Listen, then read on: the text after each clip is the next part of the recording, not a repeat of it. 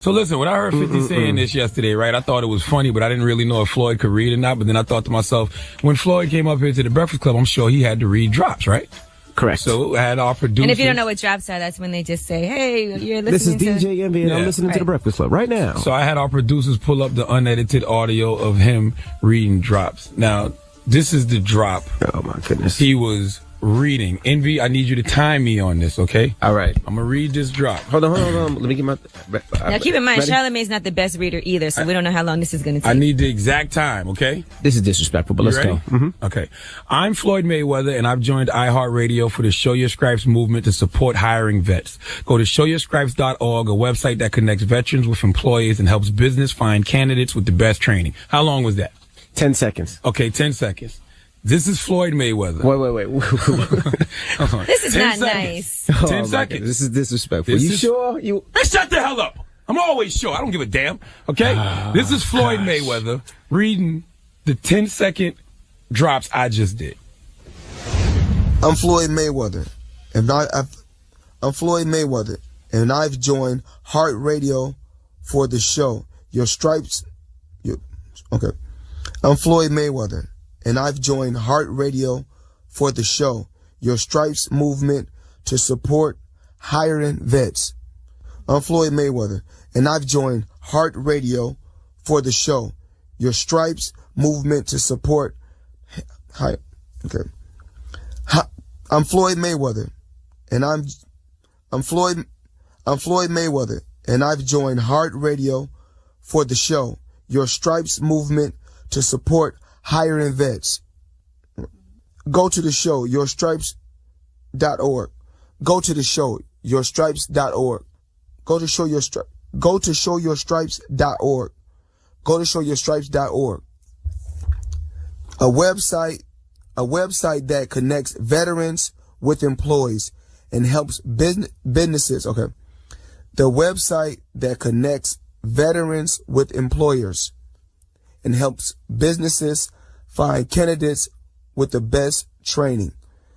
I'm Floyd Mayweather, and I've joined Heart Radio for the show Your Stripes movement to support hiring vets. Okay, that's enough, guys. You get the point. That's enough. That's enough. Please stop. Okay, hold on. I'm Floyd Mayweather, and I've joined iHeartRadio for the Show Your Stripes movement to support hiring vets. Go to showyourstripes.org, a website that connects veterans with employees and helps businesses find candidates with the best training.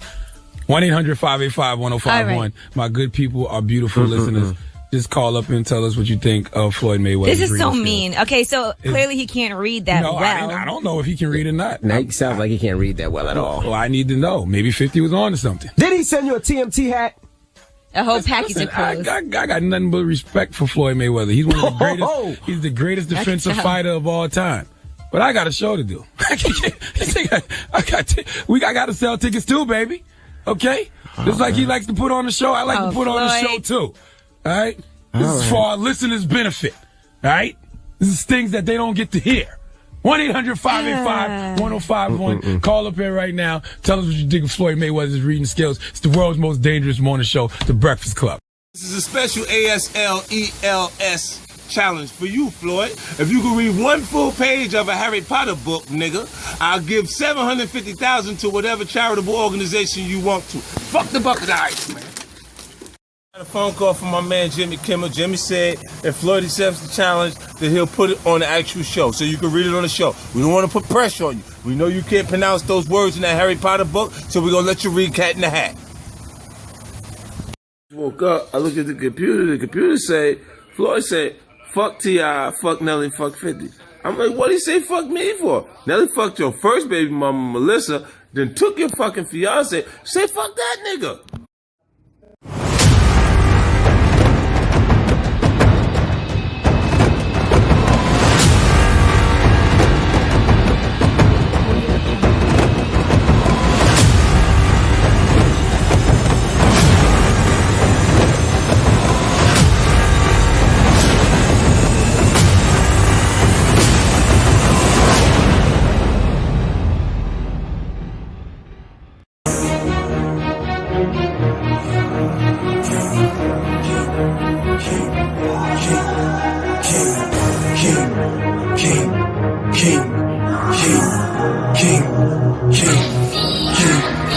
I'm a king cause I do what I want and what I need. I don't need you to nobody, I'm busy doing my thing. Mess with me and you could get forgotten, just let it sing. I don't play, I just win every day, I get it in. I'm a king cause I do what I want and what I need. I don't need you to nobody, I'm busy doing my thing. Mess with me and you could get forgotten, just let it sing. I don't play, I just win every day, I get it in. I'm a king, and I will never knew. Plotting for my fall, you getting hanged for treason. I don't aim to please, do anything I feel. Haters gonna talk, don't listen to the shit. They tryna be like me, they know they can, yo. Can't even get lost, I'm on a pedestal, sitting on my throne. My neck be decked in gold, I don't do no hoes, I got a queen though. I'm a king cause I do what I want and what I need. I don't need you to nobody, I'm busy doing my thing. Mess with me and you could get forgotten, just let it sing. I don't play, I just win every day, I get it in. I'm a king cause I do what I want and what I need. I don't need you to nobody, I'm busy doing my thing. Mess with me and you could get forgotten, just let it sing. I don't play, I just win every day, I get it in. I'm a king, I told you guys before. Ready for the war, to get me way much more. Gather all this spoils, add them to my kingdom. Shout out to my fans for pledging your allegiance. You get a reward, the best flow you've ever. Welcome. We are back. We are back. We should have been back yesterday, but much like M.A.N, when she came back from her vacation, I guess the sickness is in the air. We are your trusted RBN, your Real Bravado Network, where we discuss Black issues over here, especially the issues that keep Black people from being together. My name is TJ, and I am your facilitator for today's journey. Welcome back to the afternoon coffee break. This is not coffee. It ain't coffee. This is like tea, Theraflu, some dissolved echoberry.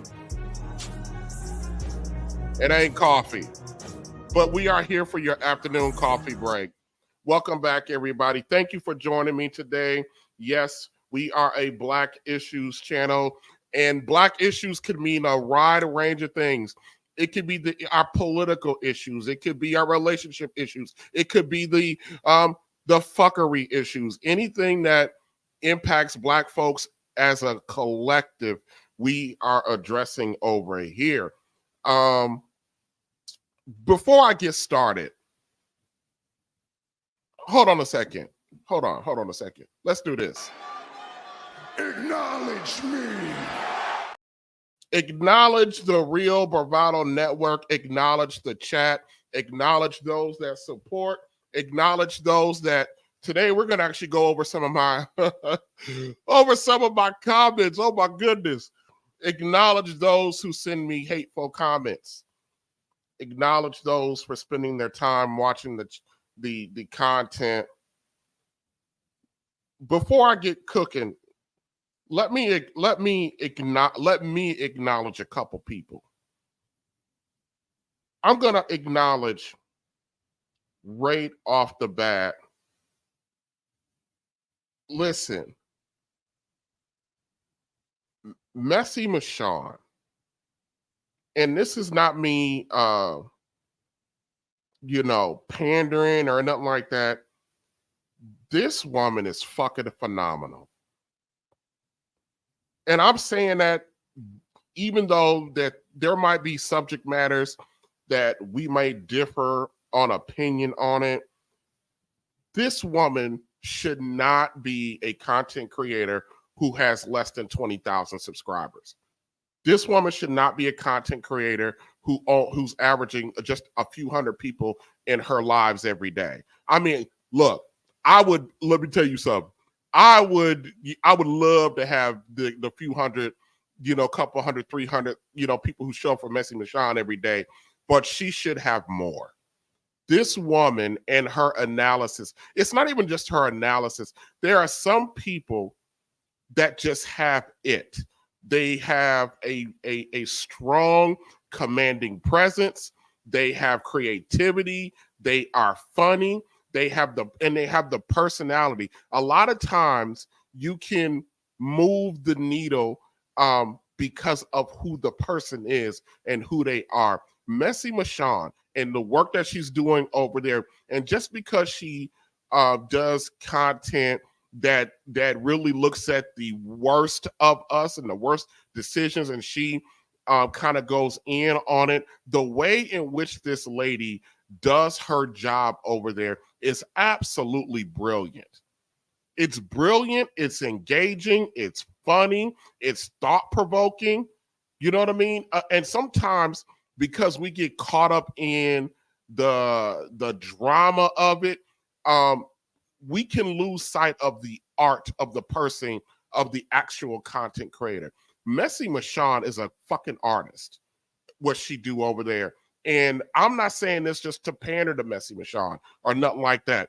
This is what good content creating, and this is what bringing out the issues looks like on a multiple level. And it takes all kinds of content creators to address an issue. So Messy Michonne's way of addressing, issues that go on, especially the issues that go on with us blacks and our stuff over here, her way is good. And then there are people like me who take a more serious approach because some of us got to work a little harder to do what comes natural to a person like Messy Michonne. Messy Michonne Live is fucking phenomenal over there. And so don't get caught up in the dreamery or the illusion of the entertainment factor that she provides over there. She's actually doing some good, thought-provoking commentary over there. Despite it's great that it's actually entertaining. And it's a gift. And some of those gifts are just natural. They're naturally born gifts. So shout out to Messy Michonne over there. The other person that I want to shout out, and he self-admits that his chat is all about, that his stream is all about bullshit, which is Theo, the Do Better podcast. Real quick, the Do Better podcast. I'm talking about Theo right now, so we got to give him a bang! Bang! It's good. That's Theo over there. Theo did something today that he believes that that other people have done. And I've been searching around on these YouTube streets on various platforms. I have yet to see anybody do what Theo did today, which was this man gave back some of the contributions that he's gotten over, let's just say, the last several months to people who support him in his chat, namely his mods that show up on a regular basis. My God, brother. That was some impressive shit that I saw today. So it was so impressive. Even TLA, the lead attorney, was impressed. Hey, lead, what do you think about what Theo did today, giving all of those mods some breaking bread with them to show the appreciation? What do you think about the way he moves? They are amazing. Yes, absolutely. So Theo Coop, man, Messy Michonne, Theo Coop, and there are others out there. Sometimes when you see them work and you see them operate, and when you see what they do, it just gives you hope, a little bit of hope. And I'm going to talk about that today because what I'm going to be talking about today, I don't know, fellas, if y'all going to be feeling me much longer, because although we get on our women a lot for blaming Black men for everything. And especially the last 5 years, our Black women, and I'm going to say rightfully so, have taken a bit of a pounding in this space, and you deserved it. But sometimes, it gets a little disheartening to really understand just how bad a lot of our Black male leadership actually is. Our leadership abilities and qualities and the way we move.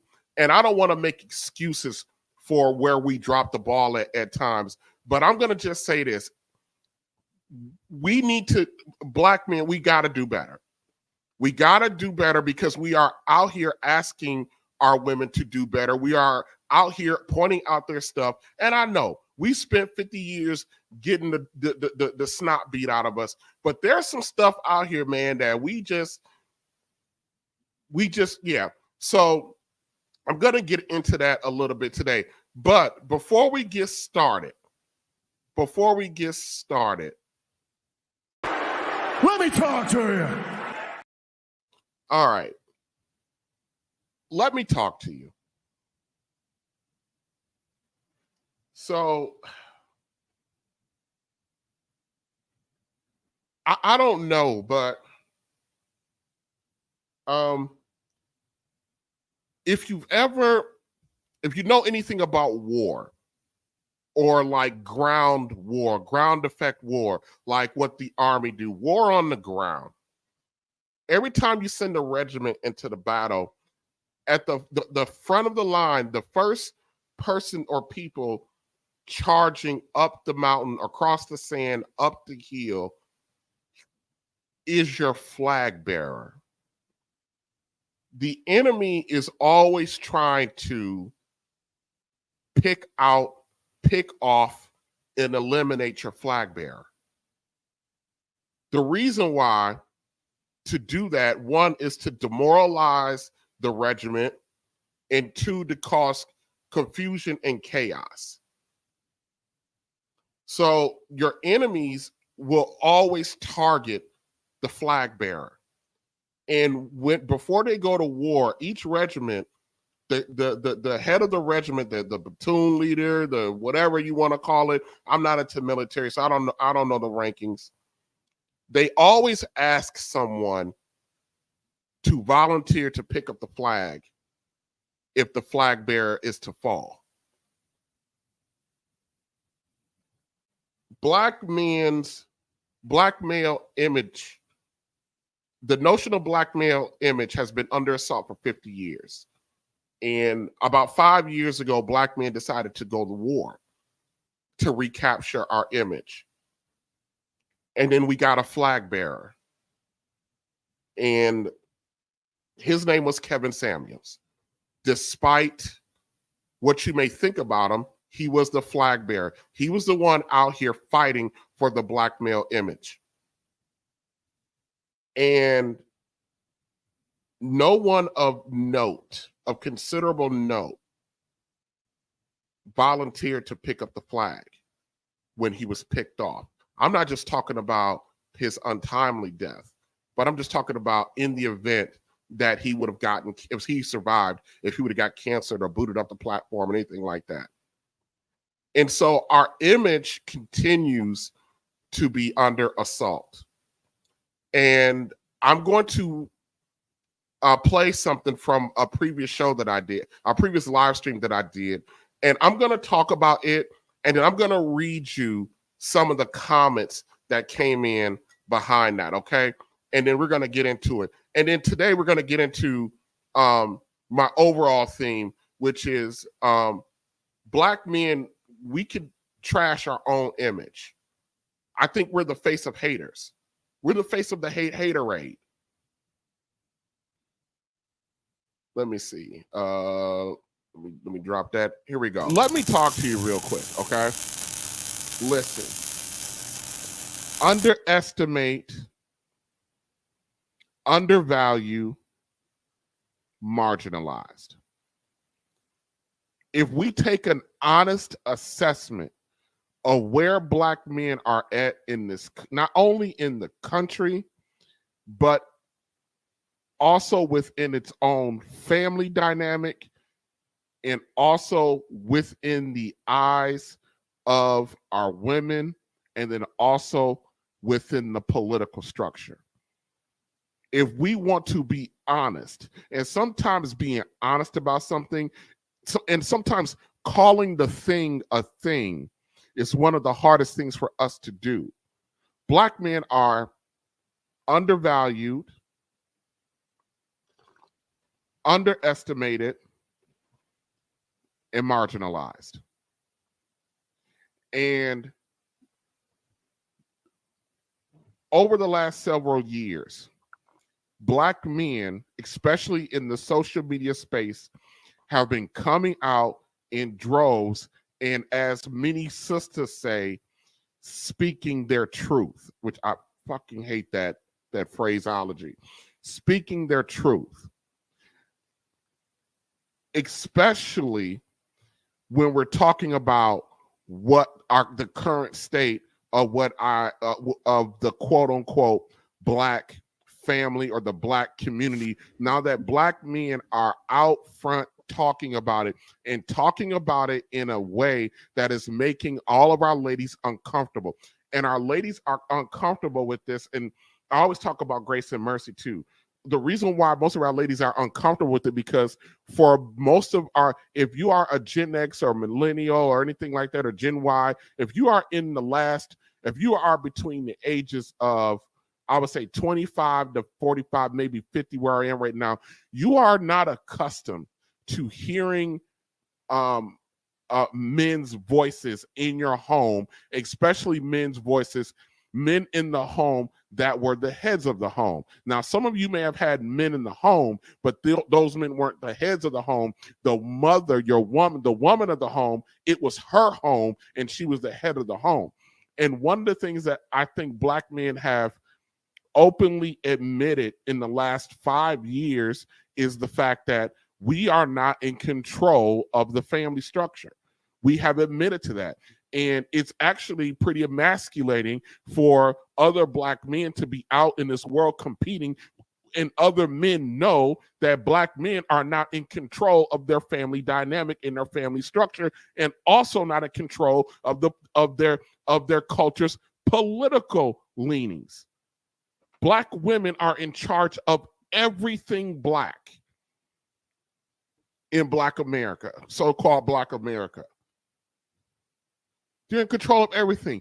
And that's the first thing that Black men in this space had to come out and say. We had to humiliate ourselves by saying, by putting words to the thing that's a thing. And the thing that's a thing for Black men is that we have no power within the so-called Black community, that we are run by our women, that let me tell you something, that we as Black men are afraid of our women. We are afraid to say the thing that needs to be said to our women. And I'm not talking about on an individual level. I'm talking about as a collective. We are afraid to say the thing that needs to be said to our women, about our women. So when you get somebody like who I disagree with, an Obsidian, or you get a Kevin Samuels, or you get an Anton Daniels, or you get a Steffes Cole, or you get a Poor Man's Podcast, or you get MTR, or to a lesser degree, you get the lead attorney here. Our women lose their everlasting minds because these men are giving descriptive words to the thing that's a thing. And one of the first things that these men have said is that Black men, you need to grab your nuts and take control back of your home, and of your situation. And to do that, you need to become and learn the thing that Kevin, I think it was Kevin Samuels. No, it wasn't Kevin Samuels. I think it was a white dude over on the white side of this conversation that talked about the 10 things that your father should have taught you. That clip is on my channel, and it's called Black Women Run Black Men. Black men are not welcome anywhere. And it's the one with the thumbnail with the oh Lord, Maxine Waters is the thumbnail title. I've been working to try to grow my YouTube channel for about a year. This is the most engaged clip that I've ever had. I've had over 60 comments about this clip, and I'm going to read you some of these comments on this clip, okay? All right. We've been pushed. This is from a lady. We've been pushed into this position. We never wanted it. If we give up like our men have, we wouldn't exist anymore. This is a Black woman because it got her picture next to it. That's what she said. We've been pushed into this position. This is 2023. And with all the information that is out now, especially with the CDC coming out with their report about dispelling a lot of the myths and narratives about Black men today, even with the rise of Kevin Samuel and the Black manosphere and all this other stuff, even to its faults, the fact that we've pointed out the various sources where we get our demographical information from, like blackdemographics.com, that talk specifically or that disproves a lot of this nonsense that Black women were pushed into this position that we never wanted, and if we give up like our men have, we wouldn't exist anymore.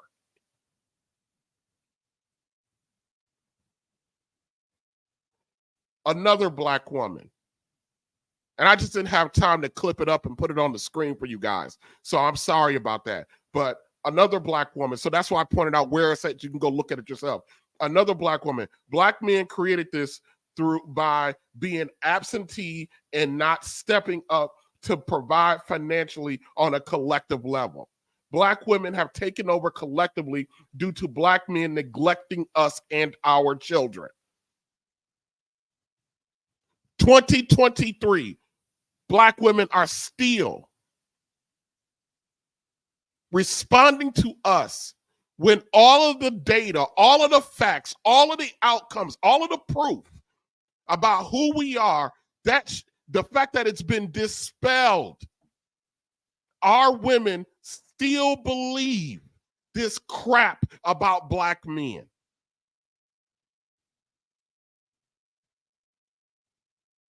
Black men created this through being absentee and not stepping up to provide financially on a collective level.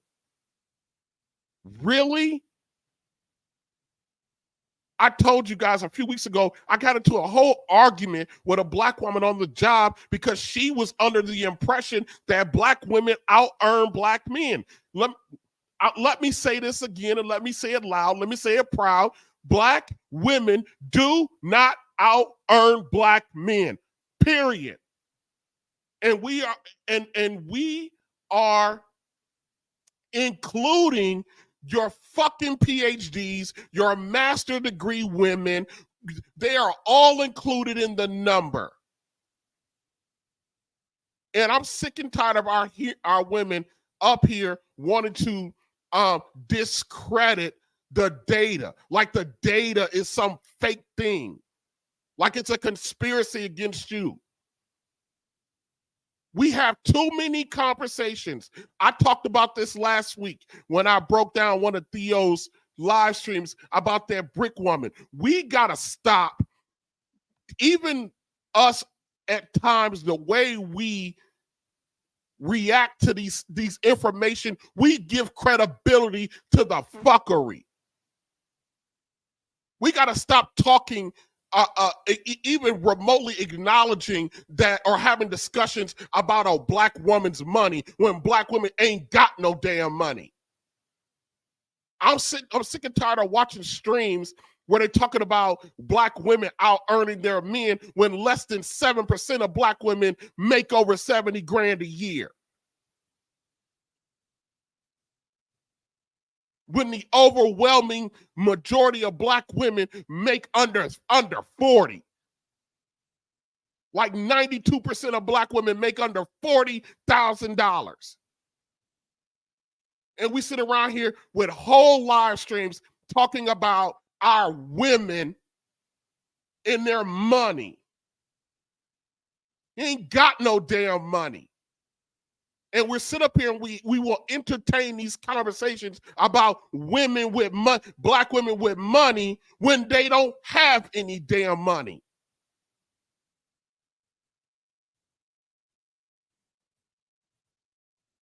But we give credibility to the situation when we sit there and have these conversations like we do. Hold on a second. Today's stream isn't about chastising our women. Another sister, if black men want to be honest, which they are not, too many black men prefer street cred over college cred.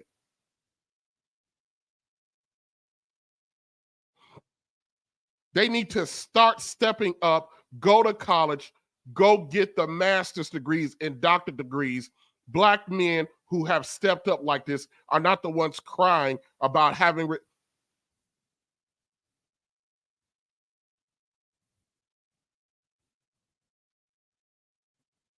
go to my YouTube channel. The name of the stream is, it's a clip. It's called Black Women Run Black Men, and then / Black Men Are Not Welcome Anywhere. Maxine Waters is the thumbnail. In 2023, the reason why our women can still make these goddamn claims is because black men don't have a flag bearer. We are no longer, instead of fighting the fight, to continue to fight the fight, to change the narrative about our image, we are out here giving credibility to a scam artist who supposedly got knocked out by a brick, but she's coherent enough to fucking do a live about it. That's where the fuck we are at, but we still got our fucking women thinking the worst of us. Even though all the data, all the statistics, everything is out there is to the contrary about black men. Our women are able to do this shit because we allow it. Money making is my thing, cause I'm trying to be rich, trying to put away meals.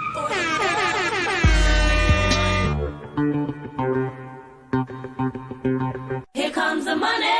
Here we go. Here comes the...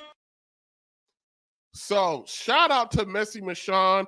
She become a YouTube member. I keep saying, as soon as I get some time, I got to get up with Theo because he has to help me develop my members only so I can start doing stuff because I'm getting some members and I want to be able to do some stuff for the members. Thank you so much, Messy Michonne, for becoming a member. And of course, that's just nothing but love.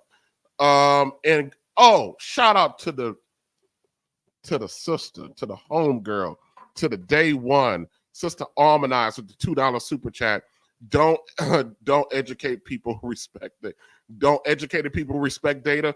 Apparently, they don't. Apparently, they don't. And shout out to the Uncle Junior Network, the big homie. He at work, so he want to come up with me on this one. My God, no. Let me do my TLA. No comment, no question. Just the pure love of the game. And Uncle Junior, here's when somebody drops something like that, I got something for you, buddy.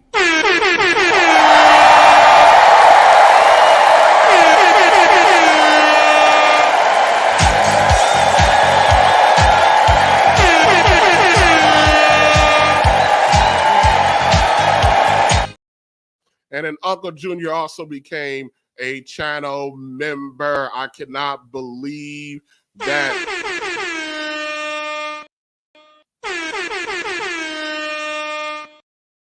Big shout out and thanks everybody for the support, and keep them comments coming in the chat.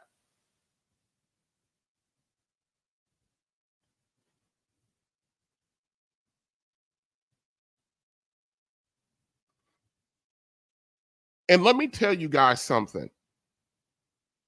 It does not help the cause when you got other black men out here who go out of their way to trash other black men who are doing the impossible.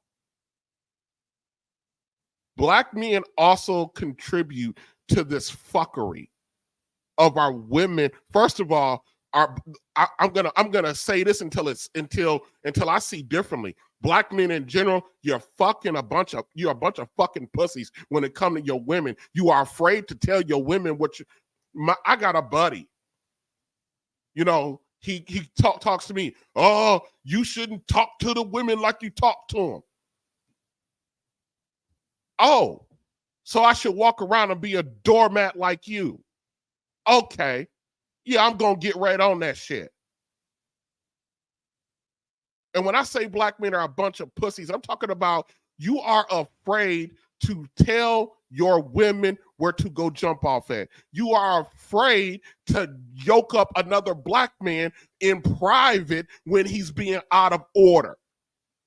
You just want to sit in your little corner and you just want to complain about what's not happening, or your image being trashed, or your image being tarnished, and you're not doing the thing that's a thing. You're not doing what you're supposed to do. And we, black men and black women, are always sitting our asses around waiting for somebody else to do our job for us, instead of accepting things are the way they are and doing something about it ourselves. We are always waiting for the next motherfucker to go do it, especially good old white man, big daddy government, who has no interest. Believe it or not, they have no interest in a collective, cohesive black quote unquote community. It doesn't serve their purpose for us to be together. And you have other black men out here who are going about the business of trying to be extraordinary. And then you'll have supposed to be smarter black men. Remember, I don't care about your politics on this. Remember when Barack Obama was first running for president? Remember what Jesse Jackson got caught saying on a hot mic about Barack Obama? Does anybody remember what Jesse Jackson said about Barack Obama on a hot mic?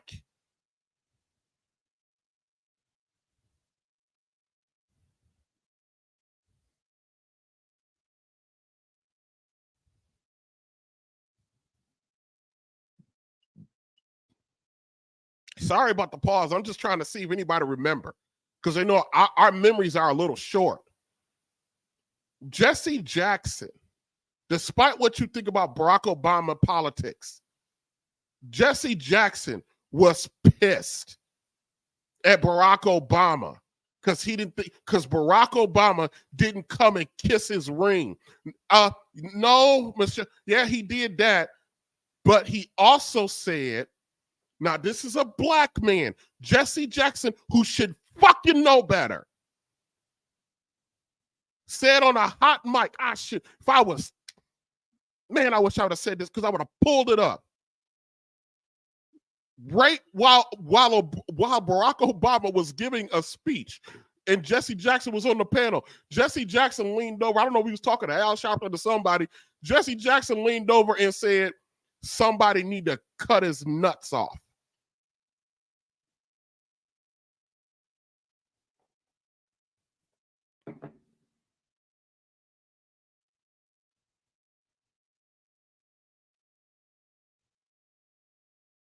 Jesse Jackson, who had a failed presidential run twice in the 80s, was so jealous of the success that Barack Obama, at that point, it looked like it was a foregone conclusion that he was going to become the president of the United States. He was so jealous that Barack Obama wouldn't bend over and kiss Jesse's ass that Jesse got so mad at Barack Obama. And you know what pissed off Jesse Jackson about it? You know what pissed him off? Because Barack Obama gave a speech about how black families, how black men and black women need to do better about the black family unit. Barack Obama had the fucking nerve to talk about black folk is fucking up in the family department. And Jesse Jackson's response to that was, I think that nigga need his nuts cut off. And Jesse Jackson knows what happened to strong-willed black men during slavery and during Jim Crow. Do you not know? I did a whole series. I did a whole episode or a whole live stream on buck breaking. And one of the things that they would do to Africans whose will was strong, they would either ass fuck them in front of everybody, or they would fucking castrate them in front of everybody. And Jesse Jackson's punk ass said this because Barack Obama had too much will for him.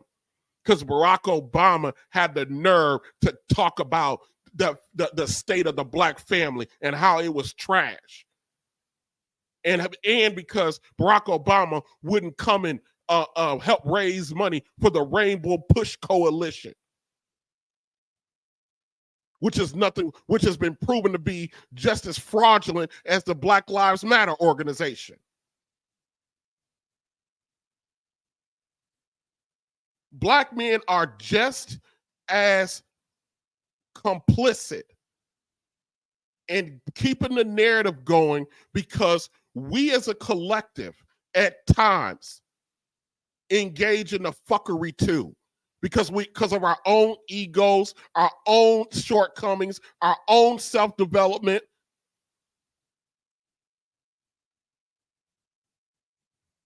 And this brings me to today.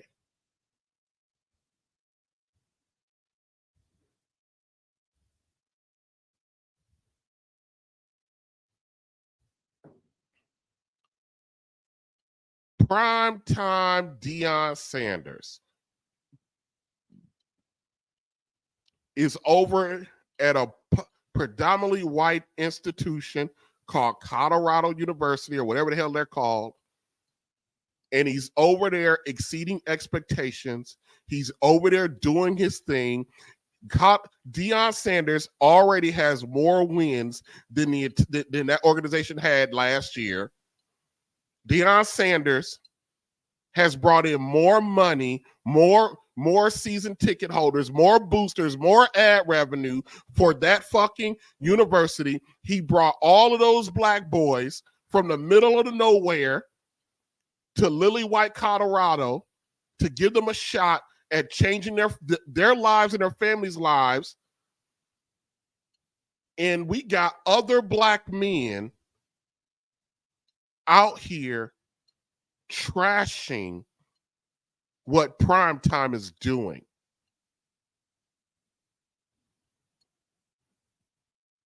Let's take a listen. Shout out to the Dreamerspro podcast. We're going to play a clip from the Dreamerspro podcast. Jason Whitlock, this motherfucker. Jason Whitlock interviewed Warren Sapp, Brett Welfare King Favre, and somebody else. And the white man had to ask Jason Wilborn, what the fuck is your problem with Deion? I'm going to tell you what it is after I play it. Before we play it, before we get there, let me go ahead and, what is wrong with my computer? Before we get there, let's do this. Money making is my thing, cause I'm trying to be rich, trying to put away meals.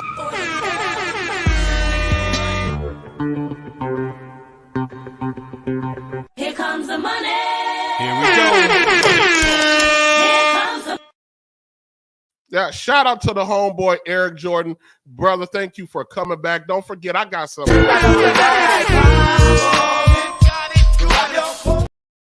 Yes, we do. Thank you, brother, for the $5 super sticker. And once again, our good sister, them white folks come up with $30 million to pay Dion. They sure did. And maybe that's why they pissed off at these other brothers are pissed off at Dion, because he's getting paid. Stop worrying about, and that's another thing, people. Don't worry about what's on somebody else's plate. Don't worry about what's on somebody else's plate. Do your own job. Real quick. When I was in my late 20s, the guy that I grew up with is not considered my best friend. This man got a job at 28 years old where he became the county-wide director over all of the Head Start program for my hometown, which was a massive job, which gave him an over $200,000 a year salary. He was over several schools and all of this.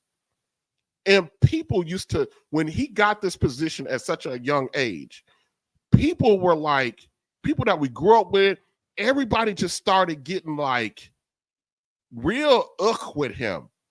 Like they would be, all of a sudden they hitting him up for money, want to get loans, want to do this, want to do that, think he should pay for this and pay for that, kind of talk to him sideways. Some people just stopped talking to him. And I was working at a job where I was just making about $35,000 a year. And when that brother got that position, I took him out to the most expensive steakhouse that in Milwaukee. Let that big brother eat what he wanted to eat.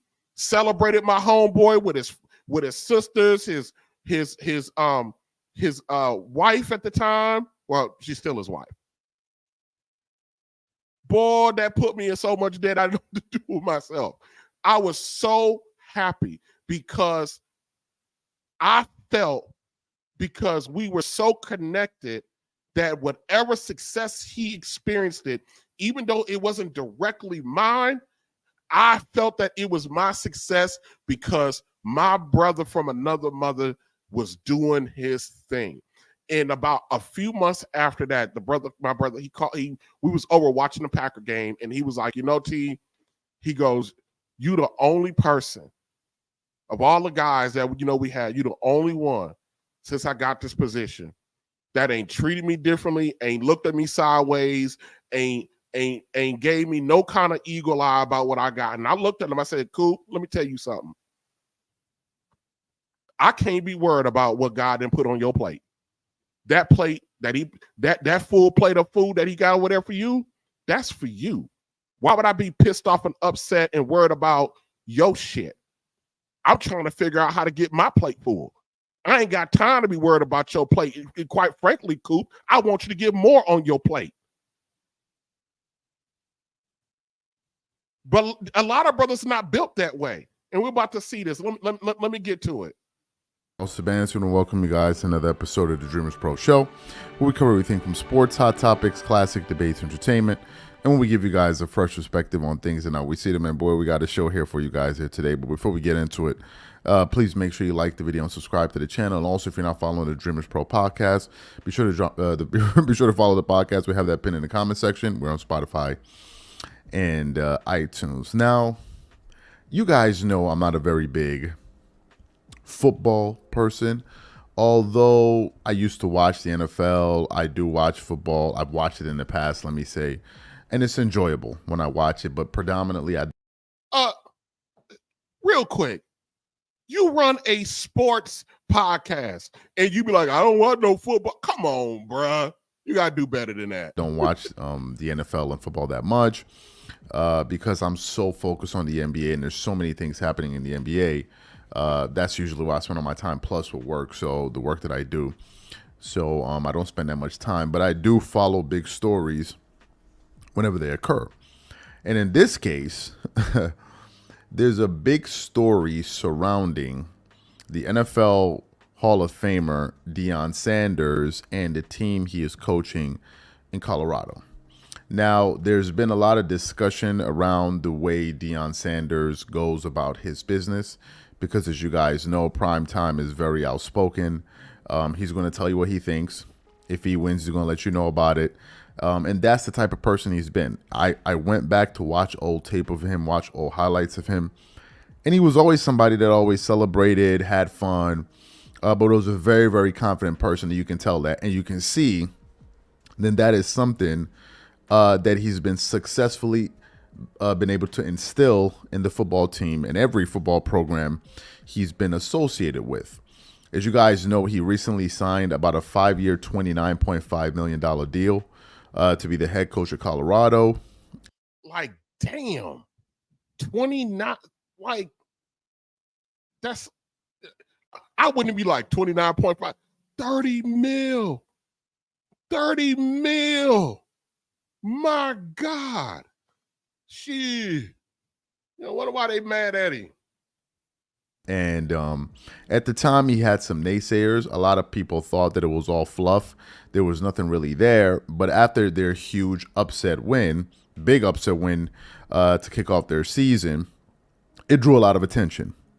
And some of the attention wasn't positive. Now, one of the biggest critics out there, Deion Sanders, is Jason Whitlock. If you know anything about Jason Whitlock, I've watched a lot of his shows. He's a well-prepared, analytical person, but he's going to tell you exactly what he thinks. He's not going to pull any punches, and if you're going to hurt, and if he's going to hurt somebody's feelings in the process, so be it. That's the Jason Whitlock way, and to a certain extent, I respect that, to have the courage to say exactly what you believe and not be afraid of what others think. But recently, we produced a show on some of the comments that he had to make about the way Deion Sanders has been conducting himself. And I said in that show that I believe he went a little bit too far. Somebody please explain to me if anybody, even on the margins, have been keeping up with Deion Sanders since he took over at Jackson State, stayed there a couple of years, left, went to Colorado, and then conducted his business up until the start of the season last week. What is there to criticize about Deion Sanders' behavior? What is it about his behavior that's so offensive to people? Comparing him to a woman, questioning his religious foundation. I thought a lot of that was too much. I thought we were going a little bit too far. Well, it seems like he's ready to take it a step further. He recently did a show on the Jason Whitlock, podcast or his show, where he had like a Hall of Fame panel. Brett Favre was there, Warren Sapp was there, and they were discussing football. But in this particular segment, and Brett Favre should not be on nobody's panel. All that money he stole out of Mississippi, that brother should not be on nobody's panel. And you guys don't know how much it pains me to say that we need to throw Brett Favre out with the bathwater. Brett Favre was my quarterback growing up. That was my quarterback. So it is hard for me to say that Brett Favre need to go. He's in Mississippi. He need to stay in somebody's backwoods somewhere. We don't need to hear from him no more. All the money he stole out of Mississippi from the welfare fund. My God. And it was about a 16-minute clip, and it's doing very well on YouTube the last time I checked. Deion Sanders came up, and the panel basically asked him, hey, what's your issue with Deion? Because we don't really see any issues with what he's doing. And number two, he's not acting outside of character. He's acting like the same old Deion we always knew. And when it came time for Jason Whitlock to give his opinions on Deion Sanders, he did not hold back. So what we want to do is want to play a little bit of what he had to say about Deion Sanders, and then we're going to come back and continue on with the show. Take a listen to that there. I've watched all you guys play, and I have tremendous respect. Did you finish runner-up for Defensive Player of the Year? And, I mean, you guys are all special level players. I watched all of you play. You're incredibly gifted, and I think a lot of times incredibly gifted people have flaws that their gifts make up for, but they think their flaws are part of their strength. And I spent all my time. Oh, dang. Brett Favre. That their gifts make up for. Hold on a second. So Jason Whitlock is starting out this soliloquy with this flowery speech that's supposed to be very insightful, but is going to take a hard left turn into a big old bucket of haterade. But they think their flaws are part of their strength. And Deion was not the greatest corner to ever play the game, in my opinion. That's right. Full of shit. Yes, he was. Because of his arrogance. God bless. Just because of his arrogance. No. I'm saying that voice that you heard, that second voice, that was Warren Sapp, one of the best defensive players in the history of the NFL. He was like, wait a minute. You think Deion Sanders is not the best corner of all time because of his arrogance? What does his arrogance got to do with his ability to play? How fucking petty is that? That's like telling somebody who's smart, you think you smarter. I don't like him because he think he's smarter than everybody. What? The hell? What? You don't think he's the best cornerback of all time because of his arrogance? If somebody's the best at something, it's a skill set. There was nobody in sports more arrogant than Michael Jeffrey Jordan. But you wouldn't dare say, well, there are some people out here that's claiming LeBron is the best basketball player in the history of basketball, and he's not. But you wouldn't dare be like, Michael Jordan ain't the best player of all time because of his hair. Oh, Jason Whitlock. I don't think that's what made him great. God gave him some incredible gifts in the womb. Wait one damn minute. Just wait one damn minute. So 1 second ago, you go, he's not the greatest the greatest cornerback ever. But now you're saying, I don't think that's what made him great. So now you're saying he is great, but he wasn't great, but he is great. Hater for no reason. Do you want to know why it took Deion Sanders almost 10 years to get into coaching? Is because the good old White Boys Network did not want to bring him in even as an assistant coach or as a position coach on any level, was because they said he was too arrogant. So you are spewing the same garbage that kept him out of coaching when he had to go and get up out of here. And he maximized that and worked hard and did all that, but it's not the arrogance. The arrogance to me is a shield or a beard for some insecurity. And just to be quite honest, when I see people that over the top, when I see people. So Jason Whitlock, where's your psychology degree? Where's your doctorate degree in psychology? Where's your ability, your license to diagnose someone? Where is it at, Jason Whitlock?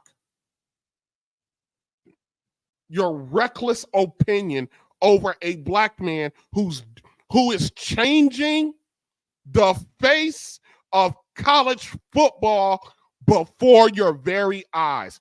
He's changing the narrative of what coaching should look like. He's changing the narrative on who can be a coach. He's changing the narrative on who can recruit.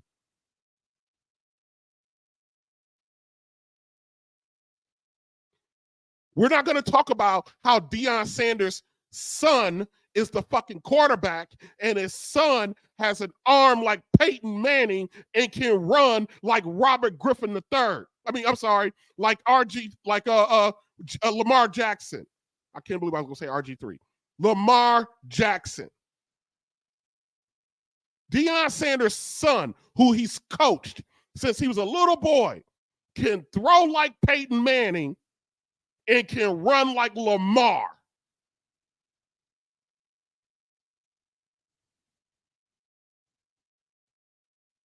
He's my age. We're 56. We're the same class. I see people still wearing gold chains at 56. That's some insecurity. And because I bought some gold. So I guess, he's wearing a gold chain. So that's some insecurity because he's wearing a gold chain. Shout out to Bang! Theo. Bang! It's good. There you go, Theo with the $10. I didn't mean to scream. I didn't mean to scream into the microphone. I didn't mean to scream. All right. Theo with the $10 super chat. Jason Willock was a born bitch. Yep. Still a bitch. Yep. And likely die a bitch. Yep. His hating ass. Can't stand that fucker. Yep. Theo, I gotta give Bang! Bang! It's good. Say it again. Jason Willock was a born bitch. Yeah. He's still a bitch. Yeah. He likely gonna die, bitch. Yeah. His hating cool ass can't stand the fucker. Yeah.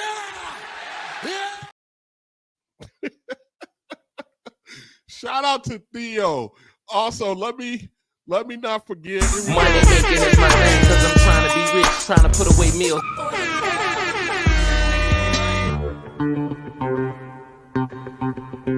Here comes the money. Here we go. Here comes the All right, and shout out to My Sexy is Strong. Make sure you guys go support her on her channel. I can't do it right now because my computer's acting up. Somebody drop Theo's link in the chat for me. Somebody drop My Sexy is Strong link in the chat for me. I appreciate that. With the $5 super sticker, super chat, showing just a little support.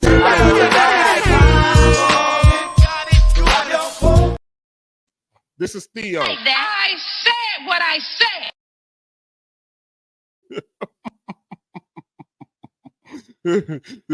Theo said that shit with his whole chest. His whole chest out on that one, boy. Gold chains. And I never wore gold chains in the beginning, but I got me a nice Cuban now. that ain't the level I'm talking about. He run around with Run DMC. And again, I'm not a Deion hater. Yes, you are. Yes, you are. Yes, you are. You are absolutely a Deion hater. So far, you said this was your opening statement. You don't think Deion is behaving well. You don't believe, and why don't you think that? Because he's not the greatest. Okay, what makes him not the greatest? Well, he's too arrogant. What do you mean he's too arrogant? Well, I mean, he's not. It's not that he's not arrogant. I mean, that's just not what makes him great. Oh, you know what else I don't like about Deion? What else he's not doing well? What is it Deion's behavior not doing well? He wear gold chains. So he's arrogant and wear gold chains, so he's misbehaving in his coaching duties. But you're not a Deion hater. You have not said anything tangible that this man has done. Even though you got Warren Sapp, somebody said it. I'm going to put it back up there. Well, who said it? Warren Sapp. Even though you got Warren Sapp, who caught an assault charge on a prostitute in 2015, and then you got Brett,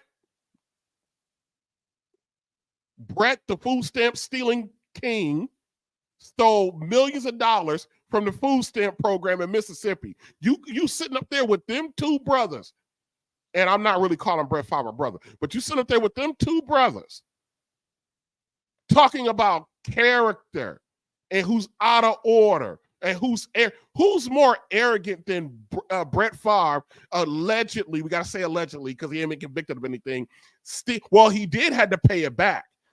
Stealing millions of dollars from the food stamp program in Mississippi. Mississippi, the poorest state in the country, where I think the average monthly income Mississippi might be like $700 or something. Crazy. And you want to talk about you got a problem with prime time because he's arrogant and he wear gold chains at 50. Jason? I don't. I really don't. I would love for Deion to be a success. Humility is at the foundation of all sustainable success. Sustainable success. Swagger and all this other stuff we love to talk about. We love to rap about it. We got to have it. Put it on display. Yeah. That's all worthless. But his patience. Some of the things you were telling me. No, I'm telling you. Are humble acts. I'm telling you. The patience, the work ethic. You talking about when he's driving 90 minutes to go coach high school football. Yeah. That's humility. Yes. She needs psychiatric help. Oh my God. Jason, like psychiatric help. I like that. You open for it. Fly off the handle as we were. Sometimes it's best to just pause, think about it rather than talking or yelling or screaming. I think there's a call for that if needed. But getting back to Deion, I think Deion's at a place in his life where he's ready to accept that role. Absolutely. He's a marketing machine. There's no question about it. You can't fault him for that. And we want the smoke! Brett Favre, the crook of the decade, had to come in and just body Jason Whitlock. Just had to body Jason Whitlock. And y'all didn't catch it earlier. Warren Sapp was like, you just hating. You just a hater. From day one, back in the day, maybe he when he was drafted and he was playing baseball and football, he was feeling it, and it was all because of him. Now he gives the glory to God. And himself. Well, I mean, I think he deserves some. I don't. Not as a Christian, I can. Well, we can argue this. At what level of Christian I've is? accomplished again, and he's not at a very high level. In the sports writing deal, I've accomplished a lot. It has nothing to do with me, nothing. Anything you accomplish on football, you may not know it, but one day you'll find out it didn't have nothing to do with you. You. This is for believers. If you're a believer, and it's just factual. And so I don't think Deion doesn't realize that, and I just think at our age, nothing to do with this. It's already written. You just got to live it. No, it's not written. But dude, I'm so flawed and so messed up and so. Oh no, I'm born into sin. I got that part. I'm so unworthy. I only need faith as big as a mustard seed. I'm fine. You talk about a belief? No, come on. I was raised in the church. You beat me to Sunday school and you meet me at church. Here's what happens, though. Here's what happens with great athletes. It is literally, though. I mean, you have so much success. You get. I thought he wasn't great. So much adulation. You get so that it clouds things, and you do start believing. You make your own self an idol. You make your own, and it's called idolatry. You make your own self an idol. I've been through it to a.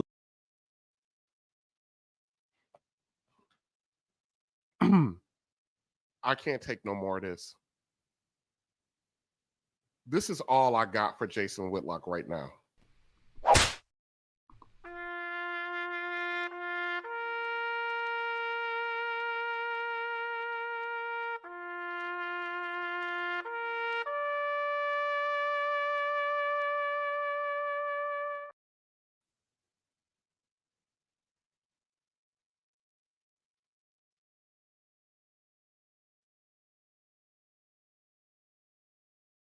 sometimes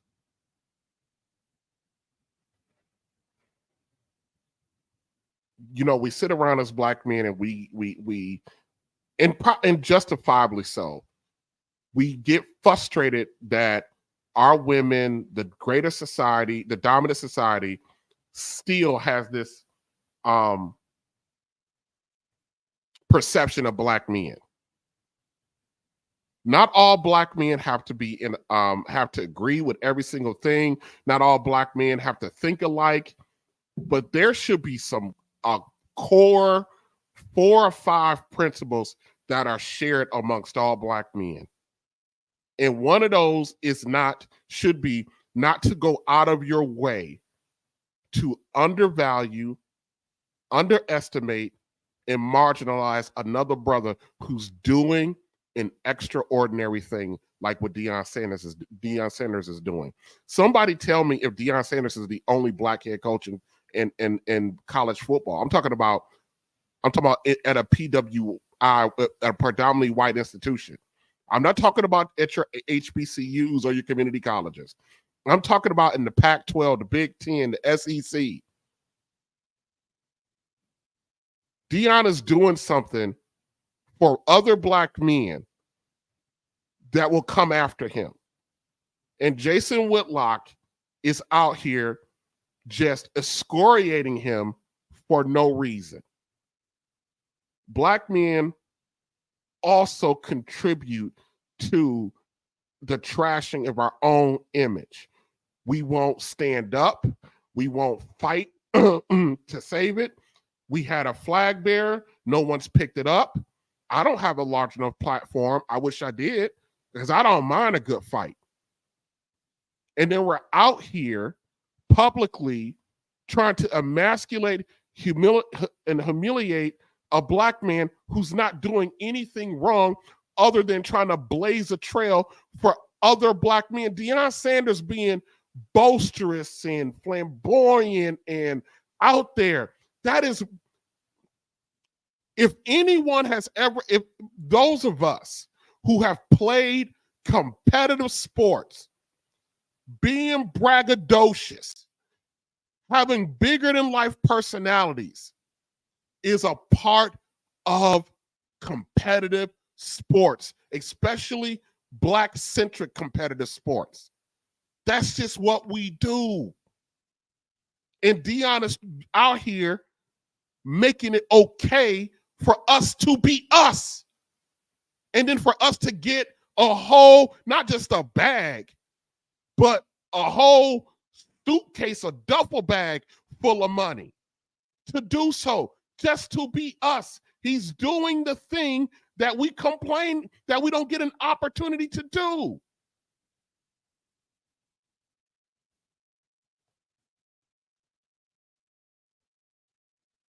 Money making is my thing, cause I'm trying to be rich, trying to put away meals.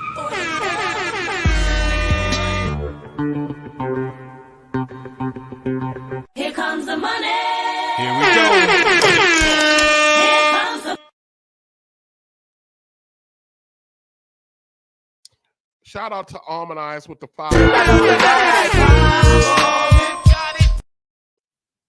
$5 super chat. Sap being supporting Deion way before culture. I know. And that assault got dismissed. Again, wife will come with this money and they have no issues with him. Yeah. Yeah. Derek Gaines said that there are 14 out of 133 coaches. Yeah. Less than 10%. But what is the percentage of black boys fielding all of those football teams? Right, exactly. And a lot of brothers can't even get position coaching jobs like a running back coach or wide receiver coach or special teams coach. We can't even get that most of the time. And we're out here ragging on Deion. Let Deion go do what Deion is destined to do. Don't worry about Deion's personality. Let that personality shine. Let it be seen as okay. Because there are more brothers out here that got bigger personalities than Deion. who can do the job. Let Deion pave the way. Let him pave the way.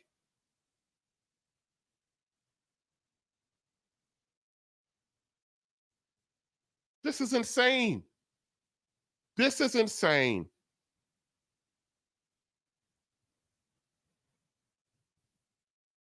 Sometimes we can't get out of our own way sometimes. And we are out here wanting the most. And we got brothers out here like a Jason Wilborn. What's his name? Wilborn.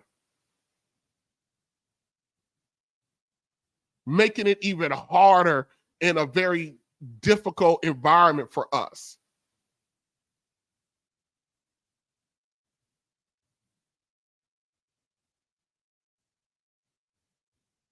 Jason Wilborn, I don't know if you will ever see this. I don't care. But, brother, do me a favor. Go buy some pussy and chill out.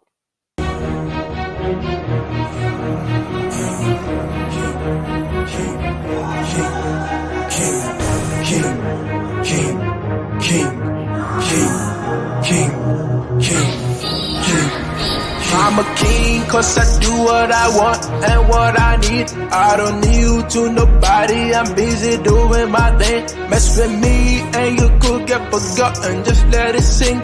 I don't play, I just win every day, I get it in. I'm a king cause I do what I want and what I need. I don't need you to nobody, I'm busy doing my thing. Mess with me and you could get forgotten, just let it sing. I don't play, I just win every day, I get it in. I'm a king, and I will never knew. Plotting for my fall, you getting hanged for treason. I don't aim to please, do anything I feel.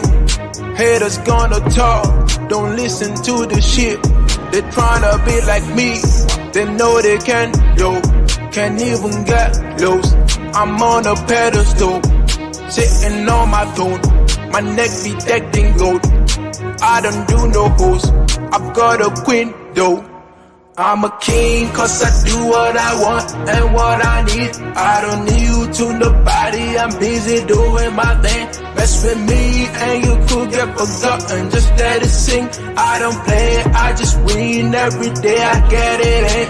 I'm a king cause I do what I want and what I need. I don't need you to nobody, I'm busy doing my thing. Mess with me and you could get forgotten, just let it sing. I don't play, I just win every day, I get it in. I'm a king, I told you guys before.